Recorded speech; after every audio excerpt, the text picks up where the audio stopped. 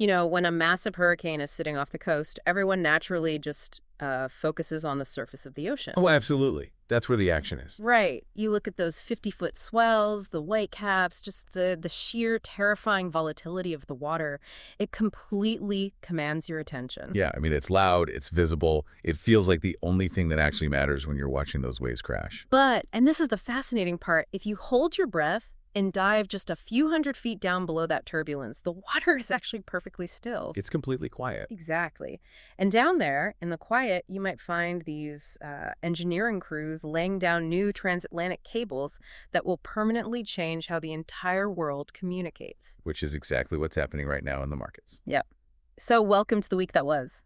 Today, we're taking a deep dive into a huge stack of recent market intelligence covering a highly volatile stretch across digital assets and global finance. And there has been a lot of volatility. For sure. So our mission today is to look past that violent short-term price turbulence on the surface, to uncover the massive structural plumbing updates happening underneath. Everything from new regulatory frameworks to traditional finance quietly adopting programmable infrastructure. I love that hurricane metaphor, by the way. It's Okay. perfect. Because while retail traders were just glued to their screens, reacting to falling prices and margin calls. Panicking, basically. Right, panicking. But while they were doing that, institutions and governments were quietly rewriting the rules of the global financial system. The actual architecture of money is changing, and they're kind of using this surface-level distraction to lay the groundwork. So let's actually start by looking at those surface waves just to understand what just happened to the market before we zoom out to the underlying mechanics. The idea. The data shows a really significant liquidity contraction. I mean, we saw Bitcoin drop from around $64,000 down to an intraday low of $59,001. Which is a massive move. Yeah, it's the lowest valuation we've seen in quite some time. And it wasn't a slow bleed either. It was this cascading event that just wiped out $1.48 billion in market-wide liquidations. That is just a staggering amount of capital to see evaporate in such a short window. And it's crucial to understand that a move like that, it's rarely just about human beings deciding they don't value the asset anymore. Right. It's not retail sentiment. No, not at all. It comes down to market mechanics.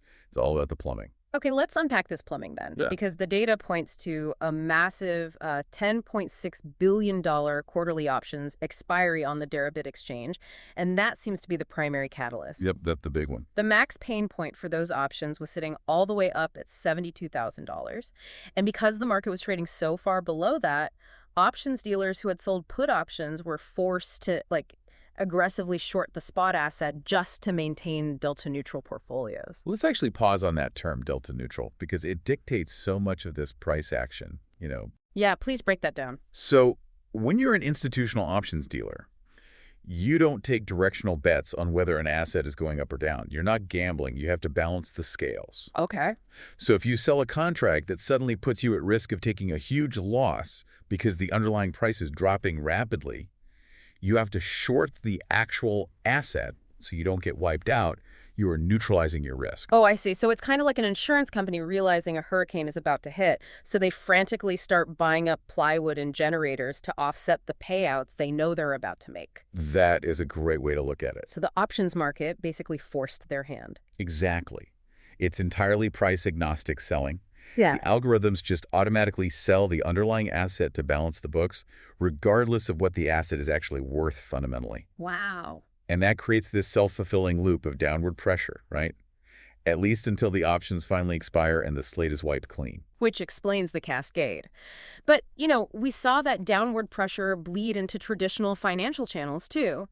U.S. spot exchange-traded funds saw 7 consecutive days of outflows. Yeah, that was a rough week. They bled over $6 billion in capital, heavily concentrated in BlackRock's IBIT fund.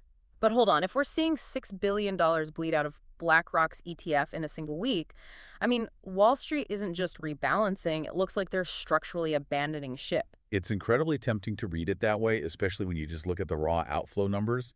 But the broader institutional footprint suggests something entirely different. No, really. Yeah. What we're actually looking at is cyclical portfolio rebalancing. You have to look at what BlackRock is doing behind the scenes while those outflows are hitting the tape. Okay, what do they do? They officially added the IBIT fund to their target allocation ETF models for registered investment advisors. Wait, meaning they're formally recommending a 1 to 2% allocation across standard everyday portfolios? Exactly. They are baking it into the automated default retirement and advisory templates that manage trillions of dollars. Oh, wow. And on top of that, they launched a new covered call ETF under the ticker BIITA, which is specifically designed to generate fiat income from the asset's volatility. So they're monetizing the turbulence. Right. Listen, Wall Street doesn't spend millions of dollars structuring complex derivative products for an asset class they're abandoning. They're just shifting how they extract value from it. That makes a lot of sense. But those ETF algorithms, they aren't operating in an isolated bubble, right? They're competing for the same dollars that are currently being sucked up by the traditional economy. Capital competition is brutal right now. Exactly. I mean, we're seeing a massive rotation of capital into artificial intelligence and semiconductors. Just to give you a sense of the scale here, South Korea's SK Hynix just surpassed Samsung in market cap for the first time since 1999. It's a historic shift. Right. They hit a $1.35 trillion valuation. That means this single semiconductor company is now worth more than the entire $1.248 trillion Bitcoin network. And the stark reality of capital competition is just on full display here. Institutional money is ruthlessly pragmatic. SK Hynix secured the lion's share of orders for the next generation of high-bandwidth memory chips used in AI. The chips everyone needs right now. Exactly. And that drove a 400% jump in their operating profits. When you have a traditional equity generating that kind of explosive, tangible cash flow, capital will naturally rotate out of zero-yield alternative assets to go capture it. Right. Why hold something that doesn't pay a yield when AI is booming? Precisely. So what does this all mean for the listener? Are institutional investors just chasing the shiny new AI object and ditching digital assets? Well, it's not just AI pulling capital away. It's the cost of capital itself. The macroeconomic data shows core PCE inflation remaining stubbornly sticky at 3.4%. And just for context for everyone listening, core PCE, or personal consumption expenditures, is the specific inflation metric the Federal Reserve cares about most, right? Yeah, that's their preferred gauge. It strips out highly volatile categories like food and energy to give them a true baseline of how fast prices are actually rising. Right. And because that baseline is stuck at 3.4%, Bank of America updated their forecasts. They're now predicting 3 interest rate hikes, targeting a terminal rate of 4.25 to 4.50%. And the terminal rate being the absolute peak interest rate for this economic cycle. Correct. So if we connect this back to the bigger picture, it's all about risk-free rates. When you can park your billions in a government bond and get a guaranteed elevated yield because the Fed has to hold that terminal rate high to fight sticky inflation, your appetite for holding a highly volatile digital commodity drops significantly. It's just basic risk assessment. But the geopolitical data adds a really fascinating layer to this inflation narrative. We saw energy inflation risks flare up recently with the severe shipping disruptions in the Strait of Hormuz. That had everyone on edge. For sure. But then a Swiss diplomatic summit resulted in a U.S.-Iran 60-day de-escalation roadmap. And that was quickly followed by direct U.S. CNTCOM military intervention to secure the transit corridor. Which stabilized oil prices. Right. But if you're wondering why a shipping lane halfway across the world affects the digital assets in your portfolio, it all comes back to that inflation math we were just talking about. Exactly. The stabilization of the geopolitical situation in the Middle East is actually the key to finding a floor for these asset prices. How so? By securing the Strait of Hormuz, they prevented a catastrophic spike in crude oil prices. And that prevents a worst-case runaway inflation scenario. Yes, rates might stay elevated, but without an oil shock forcing prices higher, the Federal Reserve has a predictable runway. So they don't have to panic hike. Right.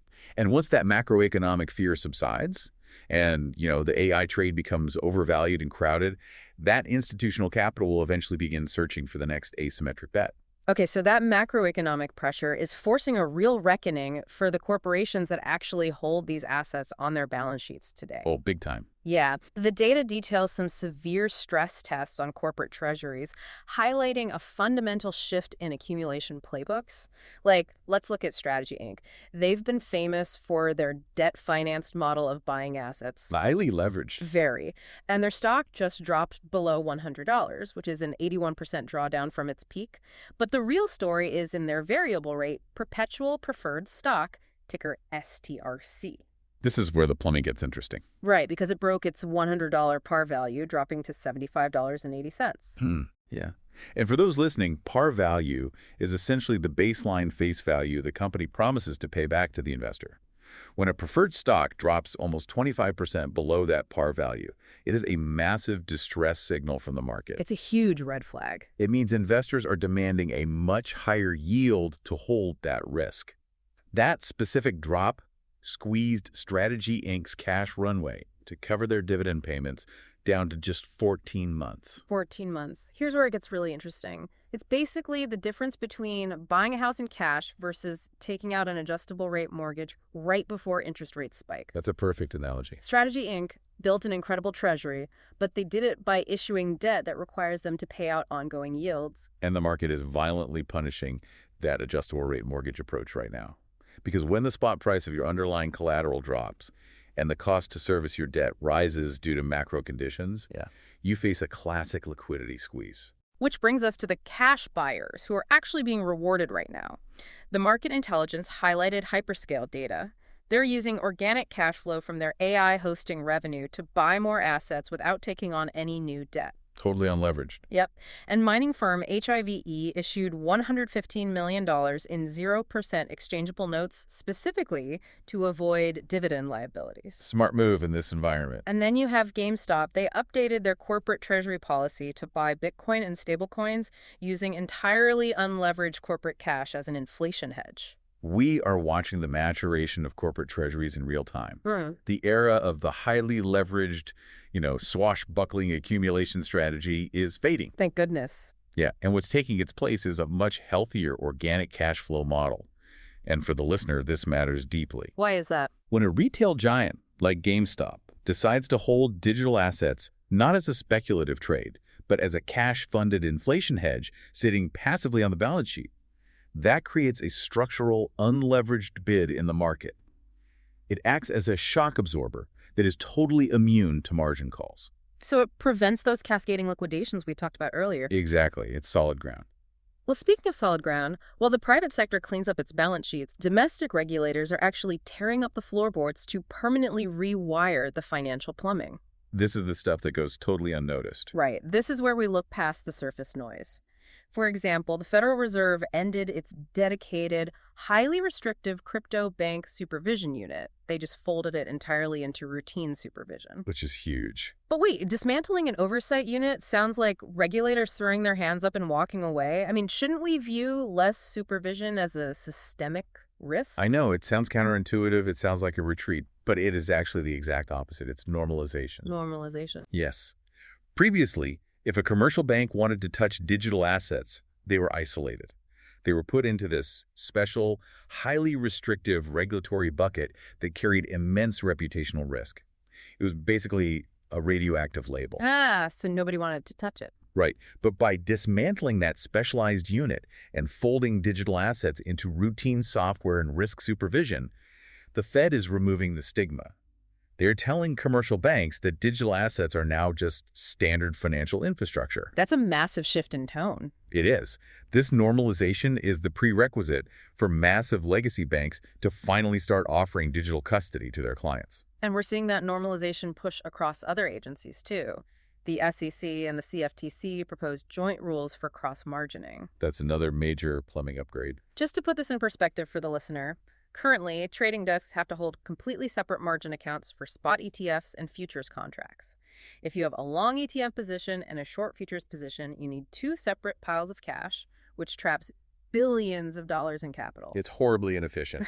Right, so allowing them to offset those risks against each other is going to free up massive amounts of liquidity. When you harmonize margin rules, so they only need one pile of collateral, you drastically lower the cost of doing business for institutional market makers.